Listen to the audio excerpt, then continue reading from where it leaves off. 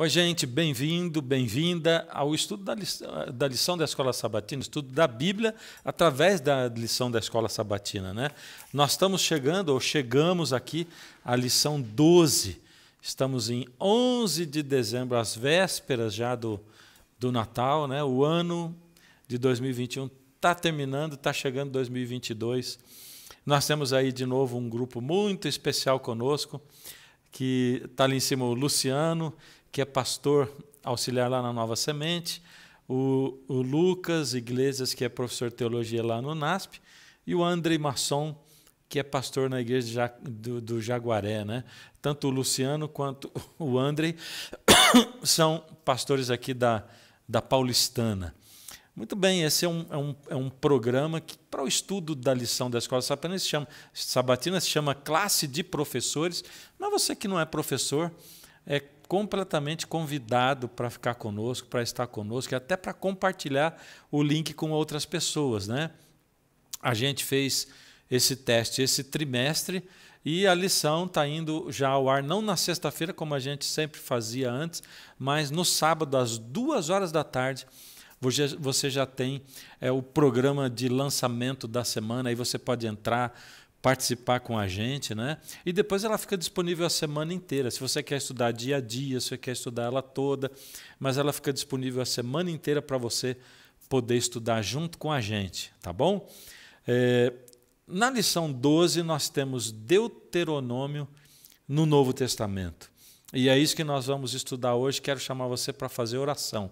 Feche os olhos. Deus amado, nós precisamos do seu Espírito conosco, iluminando a nossa mente, nosso coração e espargindo luz para todas as pessoas que estão ouvindo e que também estão participando desse estudo. Em nome de Jesus, amém.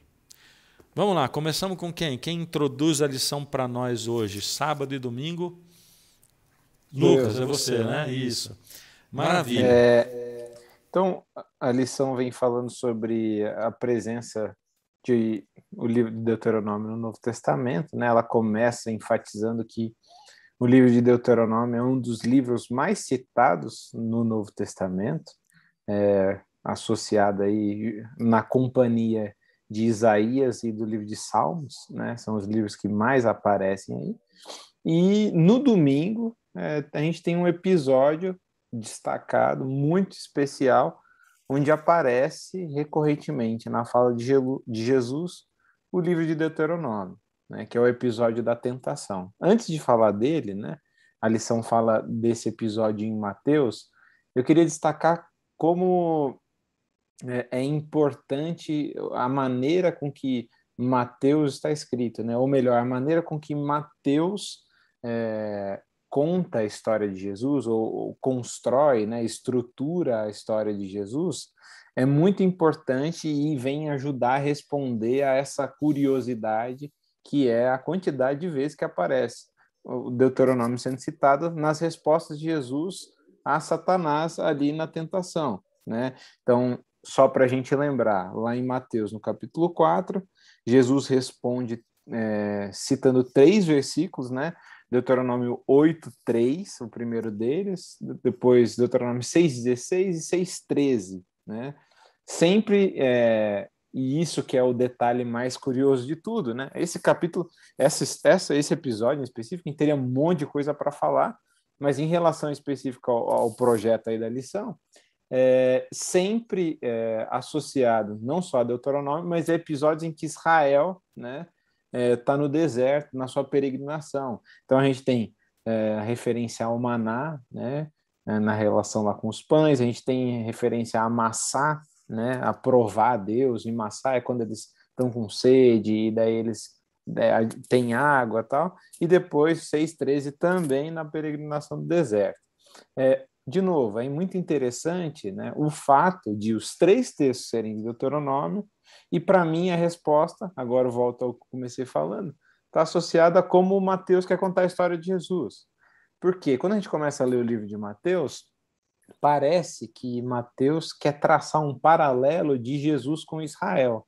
E isso não é uma coisa nova, não é uma coisa curiosa assim para o leitor bíblico, porque lá desde o Antigo Testamento a gente tem uma confusão proposital entre uma dimensão, né, coletiva e singular daquele que é o prometido, né?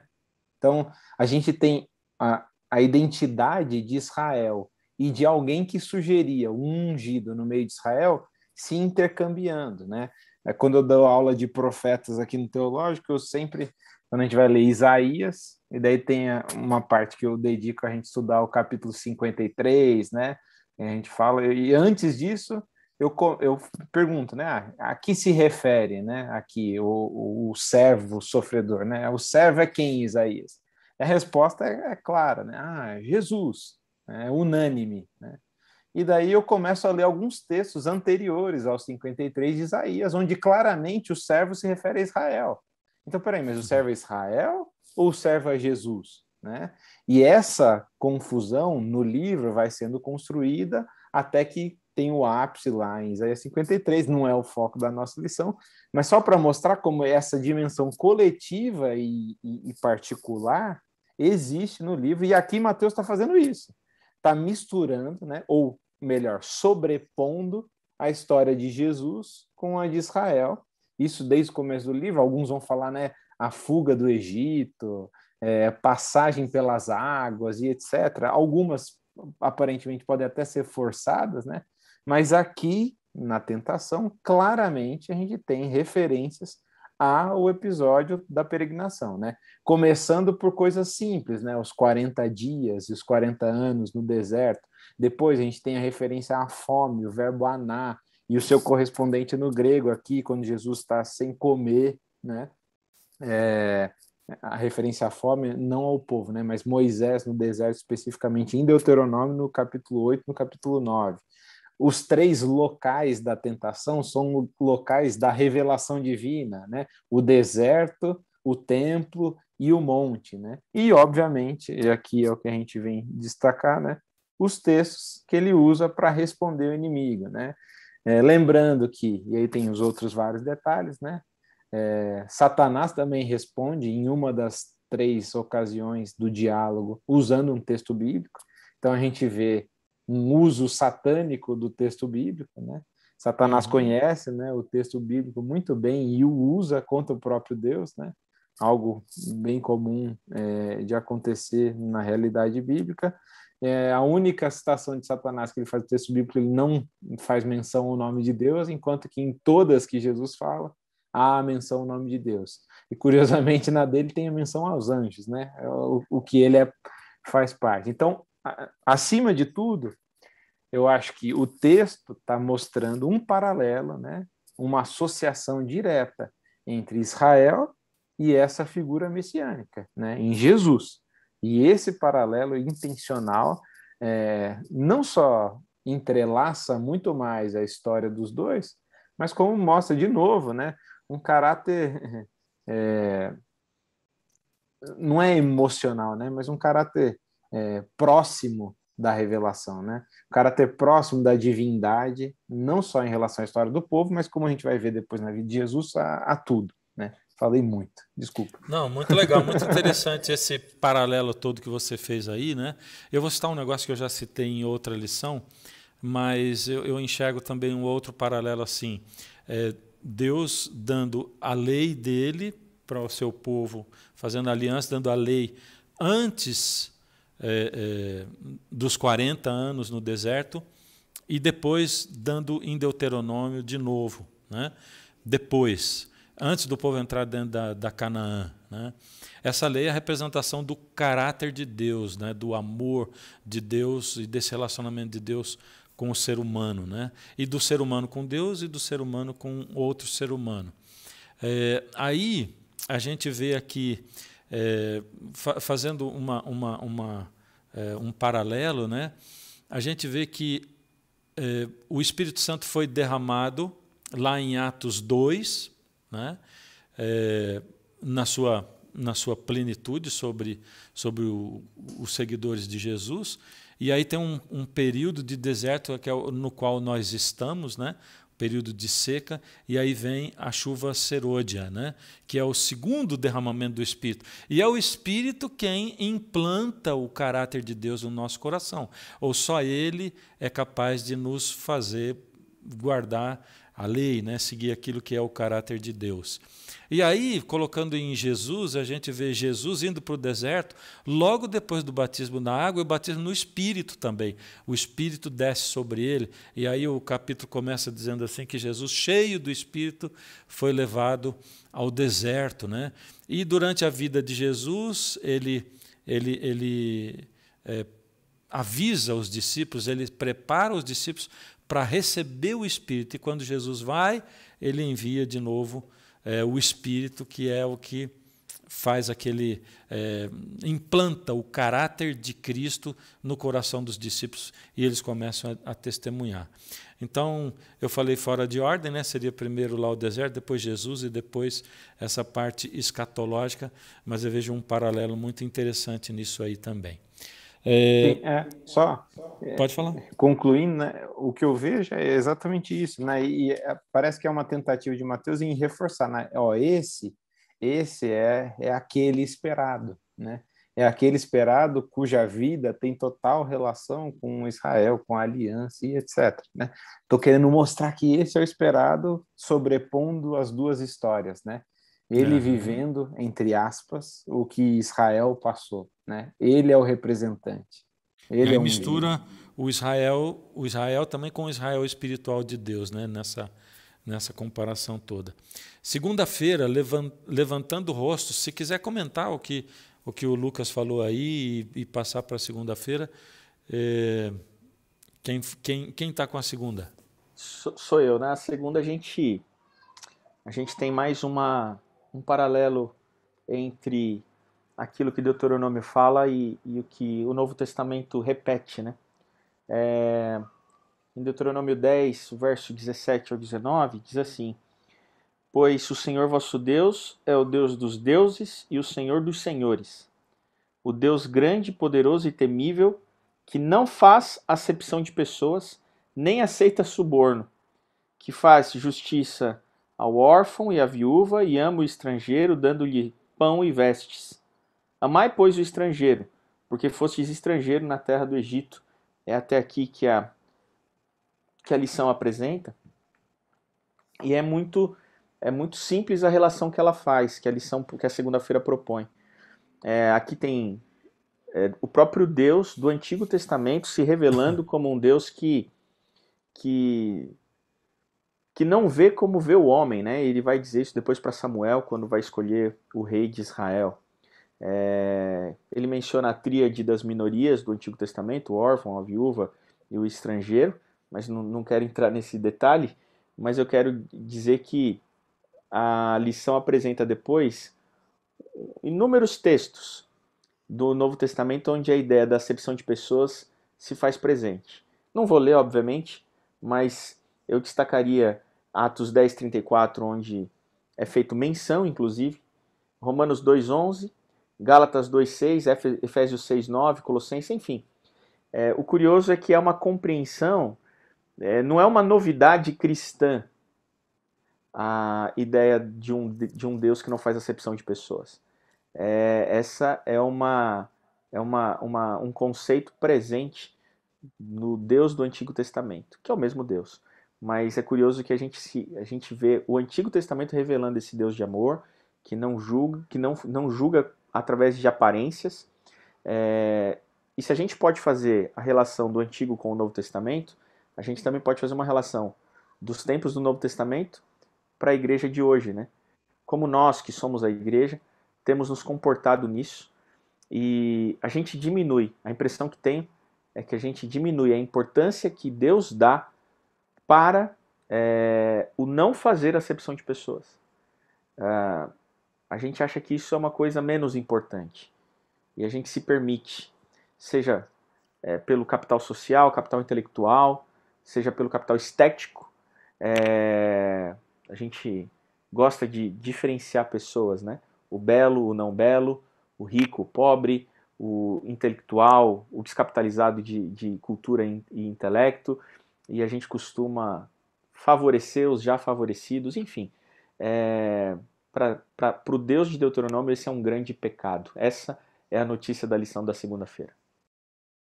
É legal, talvez seria assim, ó, esse negócio de levantar o rosto seria assim, não fica de nariz empinado, né? Não fica de nariz empinado, não se acha melhor, né? E Paulo diz, todos pecaram, ele coloca todo mundo na mesma situação, né? Foi o que foi citado, acho que por vocês mesmos na lição lá atrás, né? Quanto ao cinto de Jeremias, né? A gente só tem valor como o cinto quando está pegado ao corpo de Cristo, né? Terça-feira, a maldição, amaldiçoado em um madeiro. Boa. Eu vou só, pastor Fernando, antes de entrar já aí na terça-feira, só pegar um ganchinho com o que o pastor Andrei estava comentando, que é fantástico isso, né? É muito profundo esse verso, e especialmente no livro de Atos, né? Está atrelado à questão de pureza e impureza, né? E a gente tende a criar essa rotulação, né? Isso não foi coisa de Deuteronômio, isso não foi coisa do livro de Atos, isso continua sendo algo recorrente aqui agora, né? E é importante a gente considerar isso, né? De que o pecado nos nivela para baixo e a graça nos nivela para cima. E como que a gente vai fazer acepção de pessoas depois que a gente entende a salvação dessa forma, né? Mas, enfim, a partir de terça-feira, você já mencionou aí, né, pastor Fernando, a citação de um texto. Gálatas, no capítulo 3, no verso 13, vai citar um texto de Deuteronômio, que é maldito todo aquele que for pendurado em madeiro, né? Mas o contexto em que Paulo ele insere esse verso aqui é muito curioso. Eu vou ler alguns versinhos antes, só para a gente ter uma ideia. Na sua carta, a carta de Gálatas, né? Carta de Paulo aos Gálatas, Paulo ele já começa introduzindo que ele já conhece, ele reconhece um problema nessa comunidade, que é o evangelho está sendo deturpado, né? E Paulo, então, vai tentar mostrar os erros e tentar corrigir essa comunidade que ele tanto ama, né? E eu sei que o raciocínio de Paulo nem sempre é fácil de acompanhar, pelo menos para mim não é. Tem que ficar lendo e relendo. E o livro de Gálatas, ele, infelizmente, é muito mal compreendido na relação entre graça, lei, e Paulo ele vai utilizar esses elementos não só aqui em Gálatas, mas em Romanos, em Colossenses. Mas aqui em Gálatas ele vai meio que descrever que tipo de maldição é essa aqui, da qual ele está se referindo, né? Então, no verso 10, ele vai dizer, pois todos os que são das obras da lei, que utilizam das obras da lei para tentar alcançar o favor de Deus, eles estão debaixo da maldição. Porque está escrito, maldito todo aquele que não permanece em todas as coisas escritas no livro da lei para praticá-las. E também é um outro texto de Deuteronômio. E é evidente que pela lei ninguém é justificado diante de Deus, porque o justo viverá pela fé. Ora, a lei não procede de fé, mas aquele que observar os seus preceitos, por eles viverá. E aí então vem, Cristo nos resgatou da maldição da lei, fazendo-se ele próprio maldição em nosso lugar, porque está escrito, maldito todo aquele que for pendurado em madeiro. E Jesus foi pendurado no madeiro na cruz, né? Para que a bênção de Abraão chegasse aos gentios em Cristo Jesus, a fim de que recebêssemos pela fé o Espírito prometido. Então, para tentar simplificar aqui, pelo menos o que eu entendi de Paulo, né? As pessoas estavam substituindo o evangelho da graça pelo evangelho das obras. E Paulo fala que esse é o pior erro que alguém poderia cometer, porque isso é tomar para si a condenação da lei. Porque ninguém se justifica pela guarda da lei. E a gente lembra aqui, né? Quando a lei é dada no livro de Êxodo, ela não é uma pré-condição para a libertação, né? É um caminho para aquele que foi liberto. Moisés não chega para o povo de Israel com as tábuas dos 10 mandamentos, lá no capítulo 3, capítulo 4 de Êxodo, e fala para o povo, né? Olha, se vocês obedecerem esses 10 mandamentos aqui, aí sim vocês vão encontrar a salvação. Aí sim Deus vai descer para livrá-los, né? Não existe isso.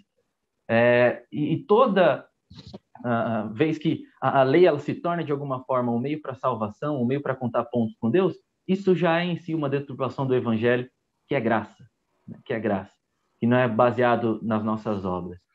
E quando Paulo ele utiliza isso daqui, tem até um outro verso que eu acho que lança a luz sobre essa dinâmica toda que Paulo vai colocar, né? As obras da lei, a maldição da lei, nós somos libertos em Cristo. E é um texto de Colossenses, que eu acho que ajuda a gente a entender o que é essa maldição da lei, que recaiu sobre Jesus e da qual agora nós não podemos nos desvencilhar, porque é a graça oferecida para nós, que somos pecadores. Está lá em Colossenses 2, e eu vou ler do verso 13 ao 15, que diz o seguinte, ó. E quando vocês estavam mortos nos seus pecados e na incircuncisão da carne, ele lhes deu vida juntamente com Cristo, perdoando todos os nossos pecados. E aqui vem, na minha opinião, significa de fato essa maldição da lei.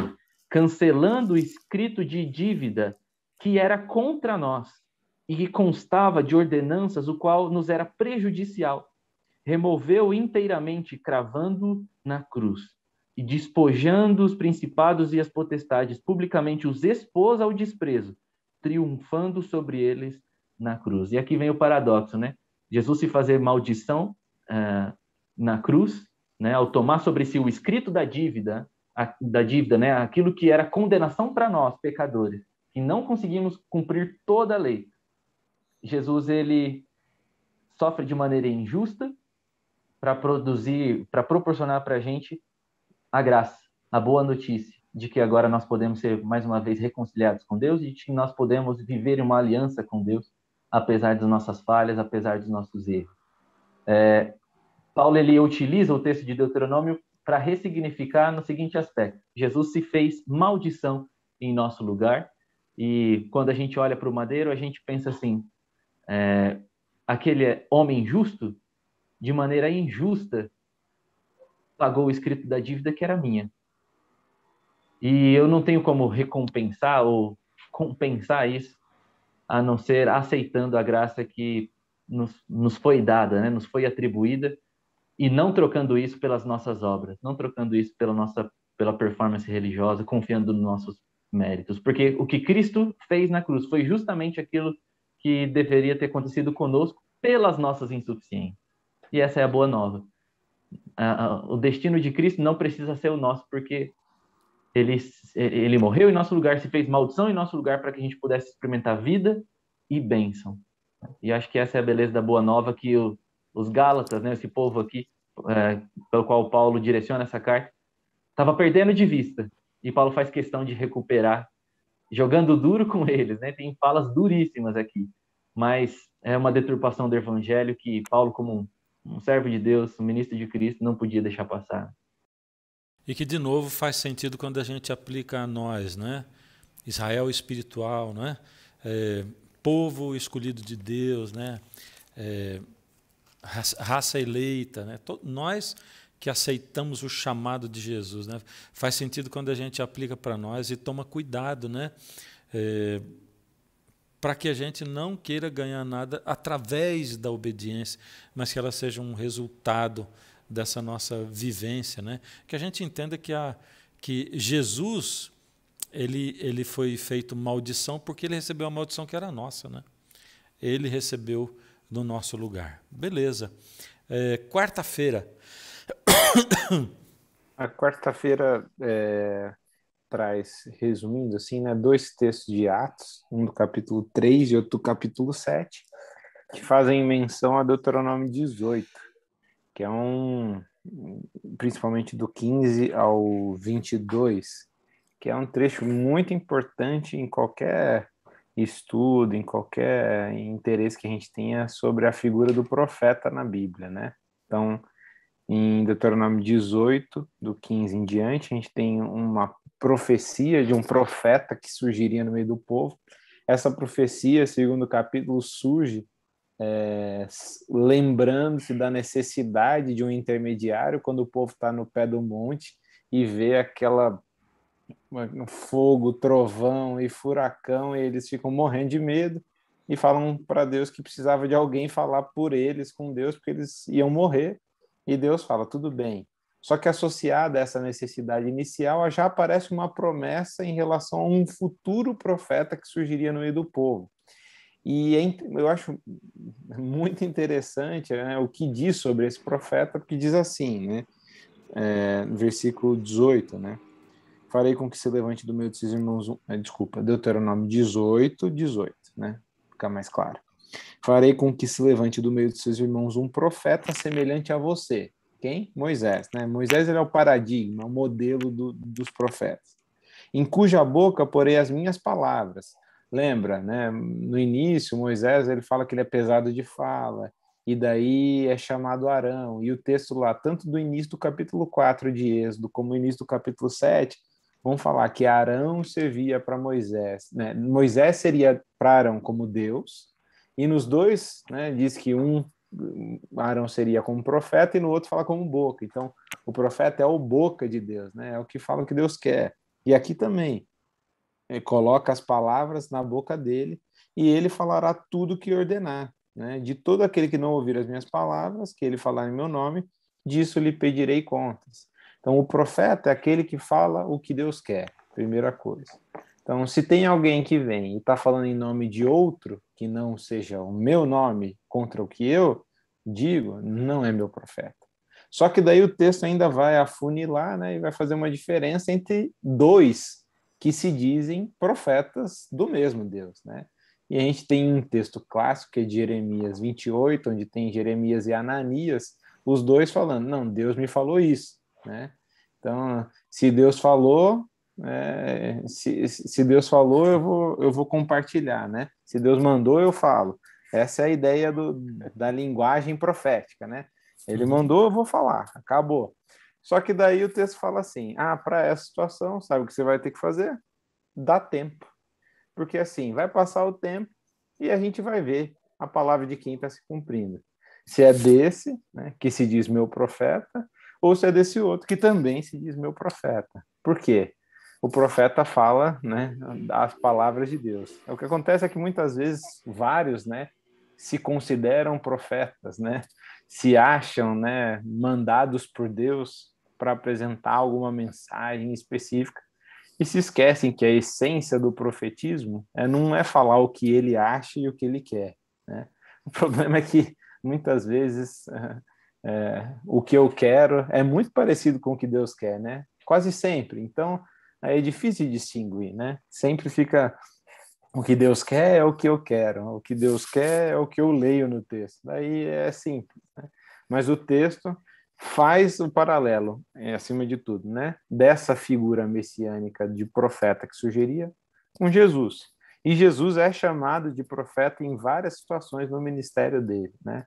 Eu lembro, por exemplo, de Lucas 7, quando questiona-se a profeticidade de Jesus, e aquilo é comprovado lá na casa de Simão, quando a mulher vem ungir os pés dele, e fala, se ele fosse profeta, ele ia saber quem é essa mulher.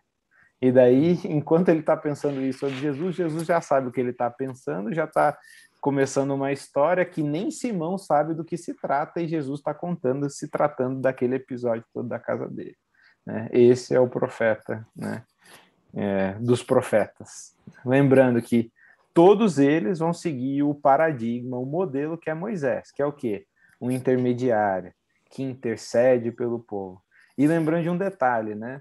A primeira aparição da palavra profeta da Bíblia, apesar de Moisés ser considerado o modelo, não é Moisés, né? É Abraão. E aparece Navi, a palavra profeta, para Abraão, justamente no episódio de Sodoma e Gomorra, onde ele intercede. Por isso que a gente entende que a função do profeta, antes de mais nada, é a do intercessor. Intercede por quem? Por Ló e sua família? Não. Ele intercede por Sodoma e Gomorra, né? Normalmente a gente associa, Abraão intercedeu porque tinha os familiares. Não, não. Ele intercede pela cidade que Deus está para destruir, né? E se tiverem tantos, você vai poupar a cidade? Ele não fala, você vai poupar a minha família, né? E é irônico que justamente a família dele é dos mais problemáticos ali da cidade, né? Mas a questão é intercessão, independente de quem seja. E essa é a máxima do ministério de Jesus, né? O profeta, aquele que intercede, o mediador, né? Sem esse profeta, cujas palavras são colocadas na boca, que media, né? Não estaríamos aqui. A gente vive uma época icônica, eu sempre tenho dito assim, né? Realmente, muitos se autodenominam profeta, muita gente se autodeclara profeta, né? E é interessante, né? Porque os profetas mesmo, aqueles a quem Deus procurou, eles resistiam muito, né? O Moisés mesmo, um deles, Jeremias, né? Então, Senhor, mas eu não passo de uma criança, Senhor, eu sou pesado de língua e tal. mas porque eles sabiam o peso que era ser um profeta, né? O peso que era ser esse mensageiro de Deus, esse boca de Deus, né? E todo esse paralelismo bíblico ele é interessante, né? Como ali foi citado Jeremias e Ananias, porque o que Deus vai indicando, olha, dá o tempo, porque as pessoas ficam muito confusas, né?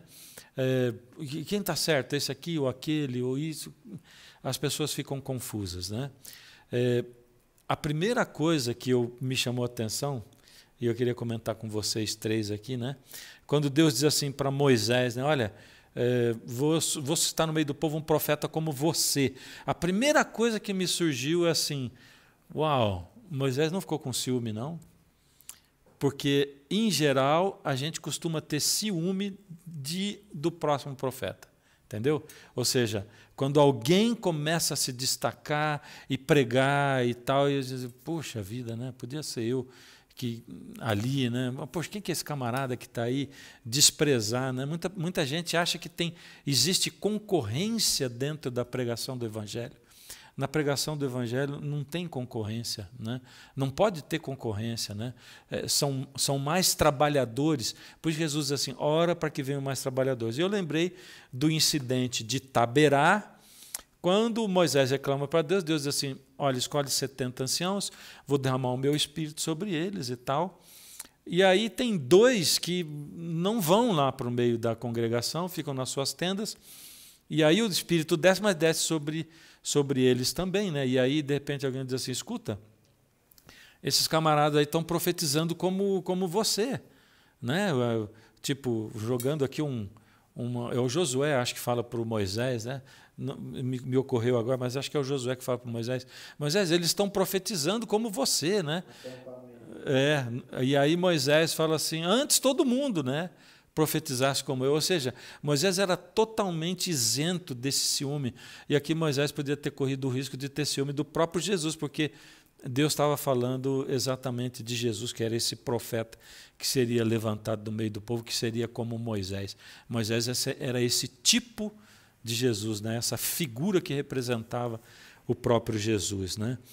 Então, quando a Bíblia diz assim, cuidado porque serão enganados, se possível, os próprios escolhidos, né?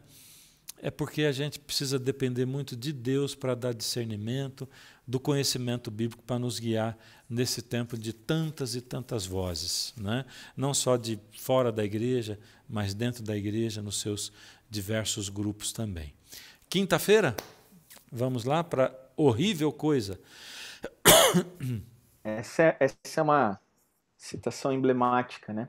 Paulo, bom, tô usando Paulo aqui porque não sei se foi o autor da lição, o editor da lição ou os tradutores da lição que afirmaram que o autor de Hebreus é Paulo, então eu estou seguindo eles aqui. Mas olha, o autor eu de acho que Hebreus Ellen White afirma que Paulo é o autor de Hebreus, viu? Não tenho certeza, não, mas eu acho que sim. Ela faz uma remota citação mencionando Paulo como autor de Hebreus, mas ainda assim não no sentido de categoricamente dizer que era ele, né? Enfim, mas isso é perfumaria, né? Ele vai dizer no capítulo 10 de Hebreus, nos versos 28 a 31, e eu vou ler porque eu acho que são muito fortes essas palavras. Diz assim, sem misericórdia morre pelo depoimento de 2 ou 3 testemunhas quem tiver rejeitado a lei de Moisés. De quanto mais severo castigo julgais vós ser considerado digno, aquele que calcou aos pés o Filho de Deus, e profanou o sangue da aliança com o qual foi santificado, e ultrajou o Espírito da graça. Ora, nós conhecemos aquele que disse, a mim pertence a vingança, eu retribuirei. E outra vez, o Senhor julgará o seu povo. Terrível coisa, ou horrível coisa, é cair nas mãos do Deus vivo. Uau, né? Forte. Forte cita aqui diretamente Deuteronômio 17 e também Deuteronômio 32. O contexto de Deuteronômio é o contexto que de infidelidade à aliança. E deixa claro que Deus trataria de maneira firme e contundente a infidelidade à sua aliança. E o que Paulo e o autor de Hebreus está fazendo, é dizer assim, uma comparação, né? Se eles, no Antigo Testamento, que estavam vivendo só nas promessas, tinham que se manter fiéis, e se quebrassem, ou se fossem infiéis à aliança, seriam assim tratados, quanto mais vocês, que conheceram, tiveram o privilégio de verem cumpridas as promessas, e a aliança, a confirmação na cruz, e o próprio Cristo, quanto mais vocês se menosprezarem essa promessa, essa aliança feita na cruz. E aí no final ele vai dizer, horrível coisa é cair na mão do Deus vivo. E isso para mim mexe bastante, porque ele está se referindo à ideia daqueles que não aceitaram o sacrifício da cruz, né? Aqueles que porventura recusem o sacrifício. Mas essa imagem de terrível coisa é cair nas mãos do Deus vivo, ela realmente, de certa forma, aterroriza, e eu encontro conforto, porque ela está tratando de reivindicação, né? Mas eu encontro conforto num episódio que menciono para encerrar de 1 Crônicas, em que Davi, ele manda fazer um censo dos seus soldados, e Joabe faz, e isso desagrada a Deus, né? E aí Davi reconhece que errou, e Deus diz assim, digam a Davi que ele tem 3 alternativas. A primeira delas é 3 anos, me corrijam também se eu estiver enganado, estou mencionando de memória, 3 anos de fome, ou ser julgado pelos seus inimigos, pela espada dos seus inimigos, ou ser julgado por mim. E aí, curiosamente, Davi escolhe cair nas mãos do Deus vivo. Ele diz assim, eu prefiro ser julgado por Deus, porque conheço a sua misericórdia, do que cair nas mãos dos homens. Prefiro ser julgado por Deus do que pelos homens. E eu acho que não dá para citar Hebreus 10:31 sem citar também 1 Crônicas, e também em Samuel se repete esse episódio da escolha de Davi. Por quê? Porque Hebreus se refere àqueles que recusam a graça de Deus, que recusam o sacrifício, que recusam o favor de Deus. Mas aqueles de nós que aceitamos, melhor coisa nos é cair no julgamento de Deus, porque Ele é justo. Eu confesso que eu prefiro muito mais ser julgado por Deus do que até por bons amigos meus. E eu acho que eu não estou sozinho nisso. Acho que Jó, por exemplo, também estaria nesse mesmo barco, né? Prefiro o julgamento de Deus do que dos meus amigos. Enfim, essa relação que a lição provoca do autor de Hebreus com Deuteronômio 17 e Deuteronômio 32. Dito isto, a gente tem que lembrar também que nós também não temos o direito de julgar o outro, né? Não só Deus é aquele que julga e é melhor ser julgado por Ele, mas a gente também não tem. E outra coisa que eu queria ressaltar é que a gente está vivendo numa época assim que muitas pessoas deixam a fé, né?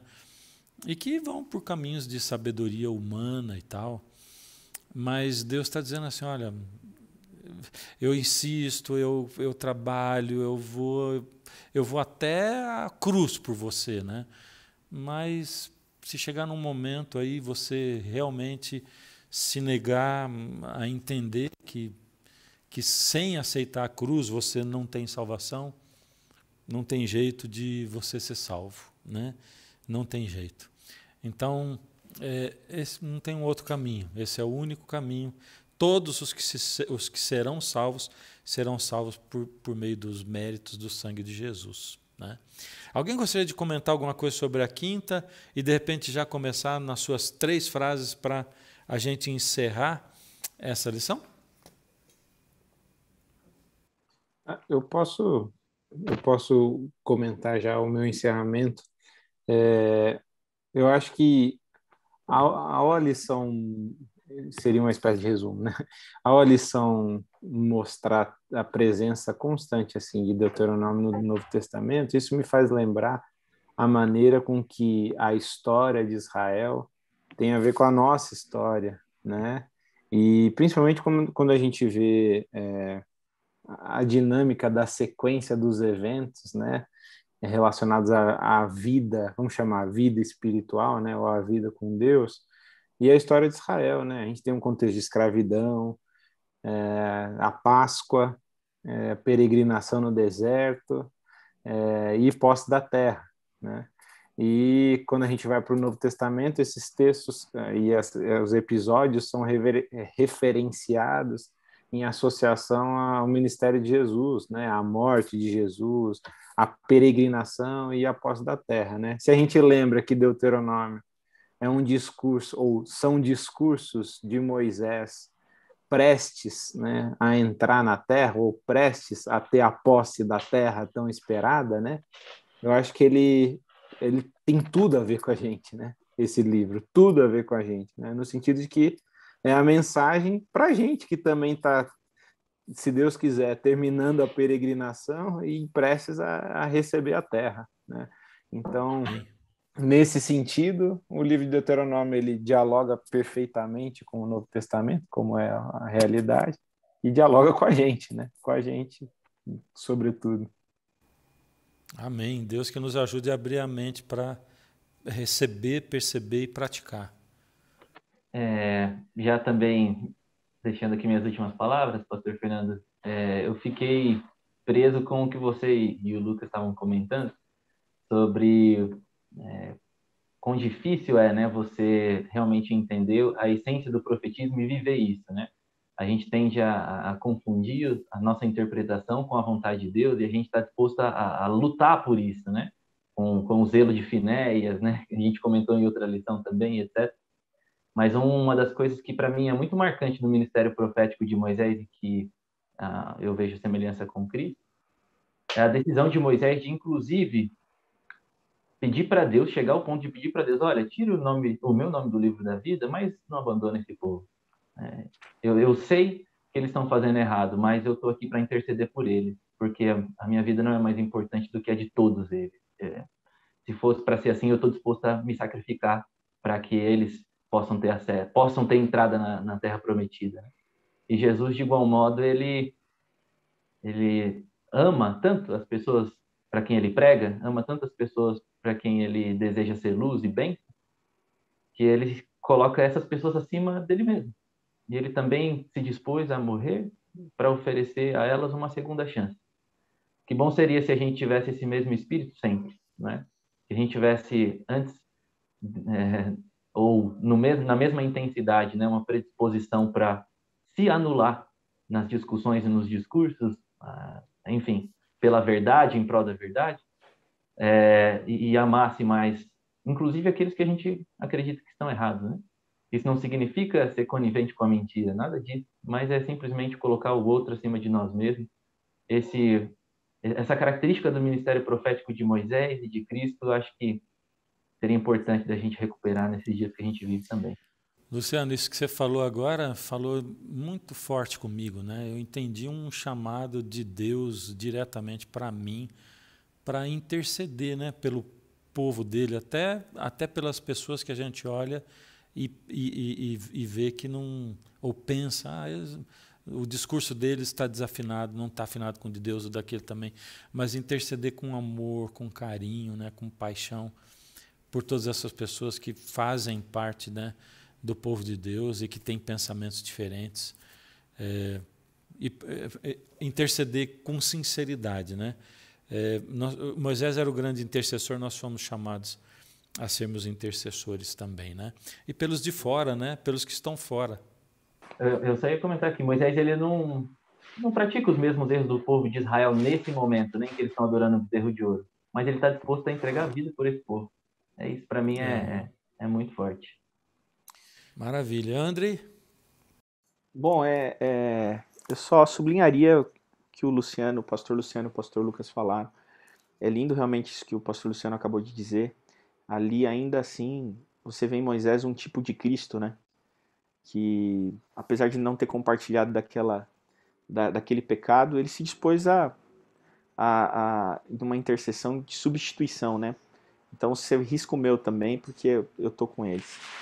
E eu acho que abriu profundamente, no final da nossa lição, a nossa última participação aqui, então já agradecer também o convite, o privilégio de estar dialogando com o pastor Fernando Iglesias, com o Lucas, que foi meu professor, com o Luciano, que foi meu colega de trabalho por um tempo ali na Semente.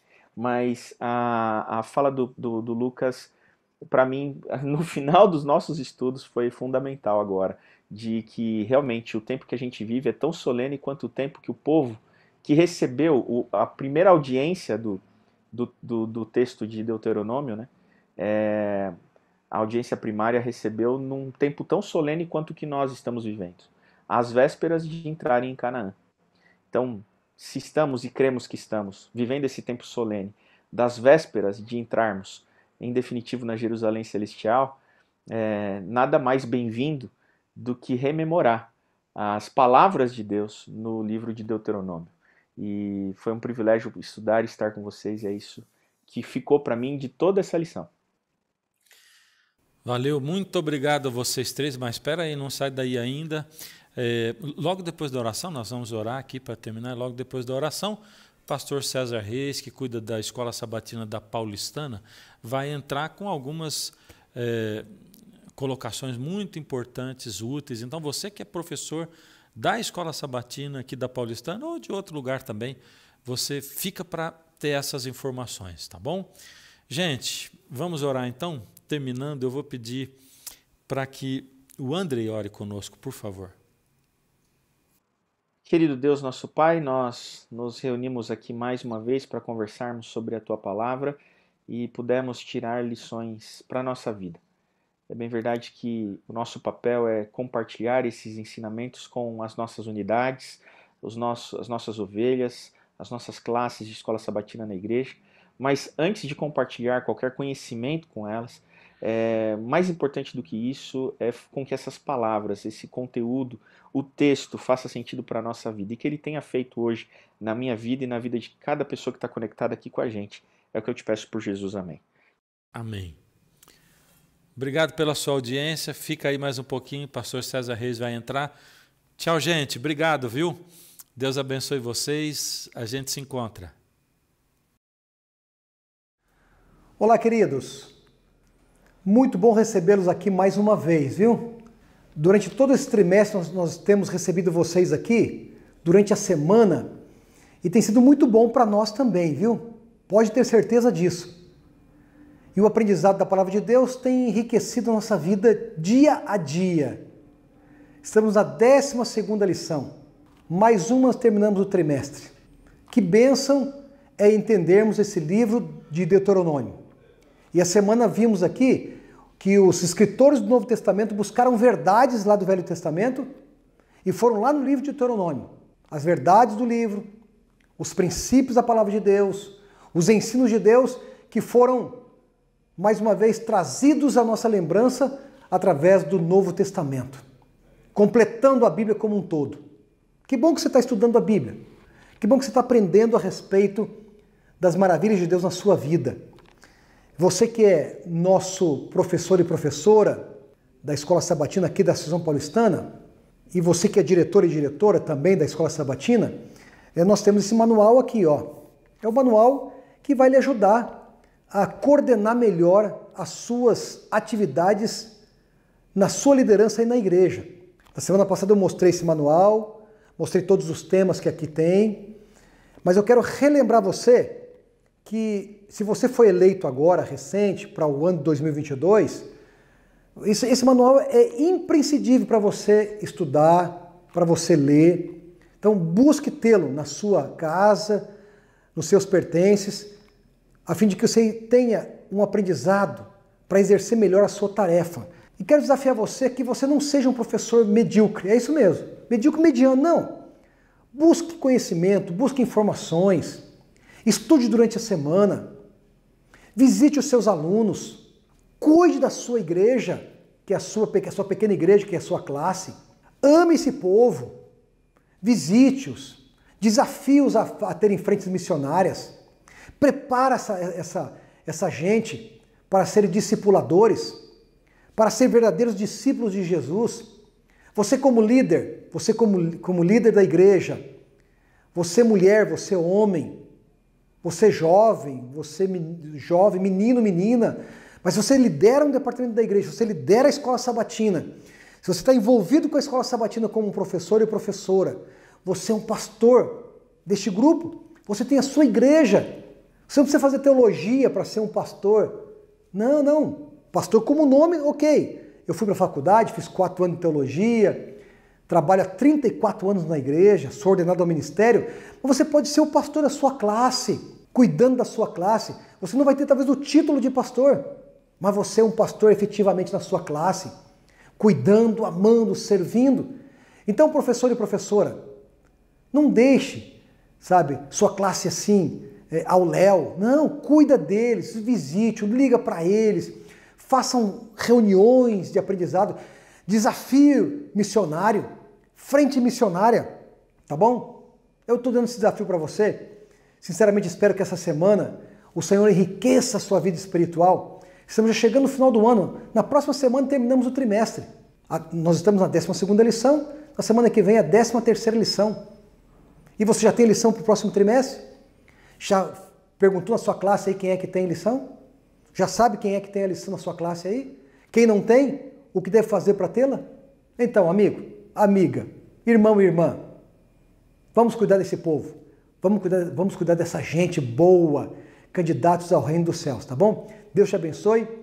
E na próxima semana vamos nos encontrar pela última vez nesse trimestre para continuarmos aprendendo a Bíblia, vendo a última lição do livro de Deuteronômio e vamos nos preparar para um novo trimestre na nossa liderança como líderes da Escola Sabatina. Que Deus te abençoe e que Deus fortaleça a sua vida, viu, amigo? Um abraço para você.